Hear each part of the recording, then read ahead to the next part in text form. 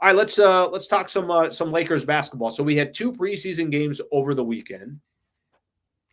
Yesterday, and I'll get your thoughts on a couple different things, but last night the storyline, wherever you look, it's LeBron playing with Bronny. And I want to, because I could look at this from two perspectives. I understand the entertainment side of things, completely get it. And I'm not probably the best when it comes to the entertainment side. I'm probably more give me the meat and potatoes. But I do understand that this is a business and it is entertainment, and there are a lot of people that want the entertainment. Um, just your thoughts of yes, those two playing together yesterday. But I guess the bigger question for me, Trev, is how much of a storyline is it this season? Is this going to be something that we're talking about a lot, or is this no? It's preseason basketball. There's not really anything else to talk about. These games don't matter, so that's why it's a storyline right now. I think there's a lot to talk about based on what we saw in that game. And maybe that's me. I'm about as in depth into Lakers basketball as you can get. So, but I think there's a lot coming out of that game to talk about. No, I think it's a storyline. It's a storyline for right now. It's a storyline for right And, now. I guess that's what I mean. What I mean is Yeah. is the storyline Bronny and LeBron, is that going to be a storyline throughout the season, No. or are we going to be okay? Because I'm already hyperventilating, saying, guys, remember the basketball part? The part of trying to make the playoffs and try to get a good seed. Yeah, I'm with you. I'm ready to move past it. I'm tired of the LeBron Bronny. It's not even we're 2 games into preseason. I'm tired of it. I'm ready to move on. We don't need to ask about, hey LeBron, how is it to play with your kid? Because here's the thing, like it's incredible for LeBron. Sure. There's no question. It's incredible for LeBron. It's incredible for Bronny. It's a huge accomplishment to be on the same court as your child, which has never happened in the NBA. It's an amazing moment.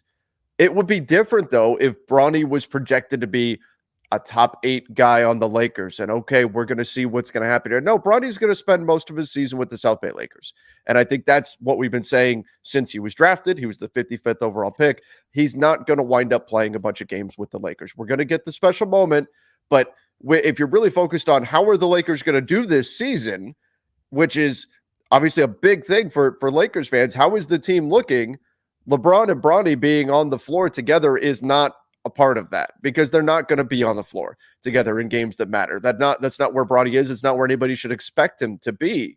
He shouldn't be expected to step on and be a contributor right away. So is it a cool moment? Yes. But if we're talking about LeBron and Bronny sharing the floor in January, something went horribly wrong. That means that there were a bunch of injuries that hit the team, and somehow Bronny's getting minutes in a regular season NBA game, which again should really not be happening aside from garbage time. So it's an amazing accomplishment, and I don't want to take away from the parental side of it. I mean, the amount of pride that LeBron must feel. This is an incredible thing for him. This is an incredible thing for the sport. It's a very cool thing that's happening. But in terms of the Lakers, in terms of their season, there's much, much, much bigger things to focus on than LeBron being on the court with Bronny. So I think it's something we saw happen last night. We will see it in a regular season game. Other than that, I don't think they're going to play much together. And a lot of the other stuff that's going on is going to be a much bigger storyline than LeBron being out there with Bronny.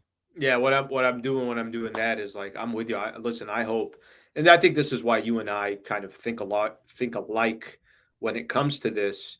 My hope is that we're going to be turning the page here pretty soon on this Bronny LeBron stuff.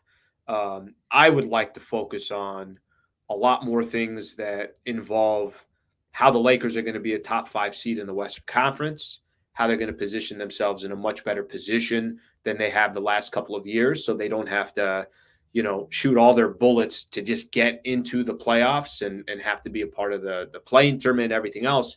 That stuff to me is obviously going to be much more interesting. Let me just use that as a little bit of a transition. So we saw 2 preseason games so far. Lakers took on the Minnesota Timberwolves in Palm Springs. Lakers took on the Phoenix Suns in Palm Springs. Give me just a couple things that have stood out to you so far, some things to kind of watch for continuing to the through the preseason here. Yeah, I mean, I thought that the offense really looked. If you watched the Lakers last season, you saw the offense under Darvin Ham, which was not a bad offense. They were one of the top rated teams in terms of offensive rating after the All-Star break last season. They were fantastic. But if you watch the Lakers offense then compared to what it is now under JJ Redick, 2 games in, it's already so different. The amount of movement, all these dribble handoffs that they're producing, the cutting, the backdoor cutting, that is a very real shift here. So that's one of the keys here. I wasn't sure because we saw it in game 1 of preseason, but there was no LeBron, there was no AD. My fear going into game 2 was, okay, LeBron, AD, they're on the floor. Does the ball stagnate a little bit because it's LeBron and AD? They're not going to move as much. They're not going to cut as much. They just played in the Olympics. They're not going all out. No, LeBron would get the ball to AD in the high post. He would cut off of him. Anthony Davis had a nice bounce pass to LeBron for a score. We saw other guys cutting off of him. We saw movement. We saw motion. I know people will focus. I was so disappointed that in the fourth quarter, the third string guys essentially and G League guys kind of fell to pieces and lost the game because people focus too much on that.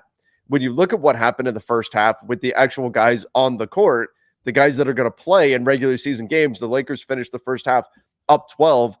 That's really the portion of the game to focus on and not that final score, because I think that takes away from how impressive the Lakers actually looked during the first half. And it's just a preseason game, doesn't count towards the record or anything like that. But Alan, watching that offense, again, long way to go. By no means am I saying they're a finished product, but you can see what it is that they're going for. And it's really intriguing. And I'll tell you what, Alan, if they get there, if they get this offense to where they're trying to, not only is it, I think, going to be effective, it's going to be really annoying for opponents to guard it, and it's going to be a lot of fun for us to watch.